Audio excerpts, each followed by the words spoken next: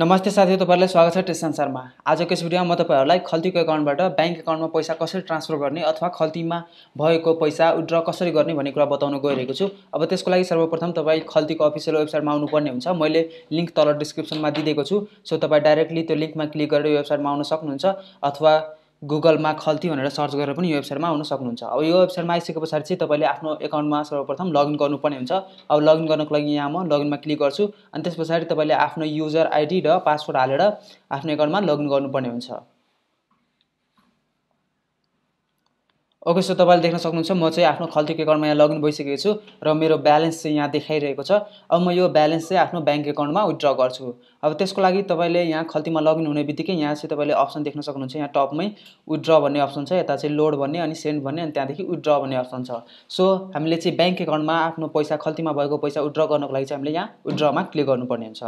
अब विथड्रमा क्लिक गरिसकेपछि चाहिँ यहाँबाट अब बैंक सिलेक्ट गर्न भन्दैछ। सो यहाँबाट चाहिँ हामीले बैंक सिलेक्ट गर्नुपर्ने हुन्छ।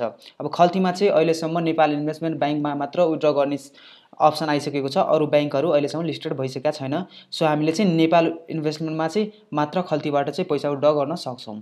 सो त्यसको लागि अब म नेपाल इन्भेस्टमेन्ट बैंक भनेर यहाँ सिलेक्ट गर्छु अनि त्यहाँदेखि चाहिँ हामीले यहाँ एकाउन्ट डिटेलहरु प्रोवाइड गर्नुपर्ने हुन्छ।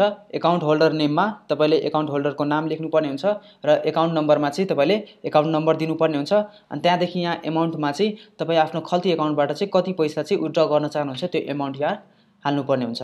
अब म चाहिँ यहाँ यो डिटेलहरु फिल गरेर अनि त्यसपछि चाहिँ तपाईहरुलाई विथड्रमा क्लिक गरेर नेक्स्ट प्रोसेसको बारेमा बताउने छु। ओके, सो मैले चाहिँ यहाँ विथड्र गर्न लागेको बैंक एकाउन्टको डिटेलहरु यहाँ प्रोवाइड गरिसकेको छु र यहाँ मैले अमाउन्ट पनि कति झिक्नुपर्ने यहाँबाट त्यो पनि यहाँ प्रोवाइड गरिसकेको छु। अब यति गरिसकेपछि चाहिँ मैले यहाँ विथड्रमा क्लिक गरिदिनु पर्ने हुन्छ। अब यहाँ विथड्रमा क्लिक गरिसकेपछि चाहिँ यहाँ तपाईहरुलाई एक पटक फेरि तपाईले प्रोवाइड गर्नुभएको डिटेलहरु देखाइनेछ। यदि यो डिटेलहरु एकचोटी म्याच गरेर हेर्नु होला, यदि सही छ भने चाहिँ ओकेमा क्लिक गरिदिनु होला। अब ओकेमा क्लिक गर्ने बित्तिकै यहाँ तपाईले देख्न सक्नुहुन्छ यहाँ तल देखाइएको छ फन्ड विथड्रवल सक्सेसफुल भनेर।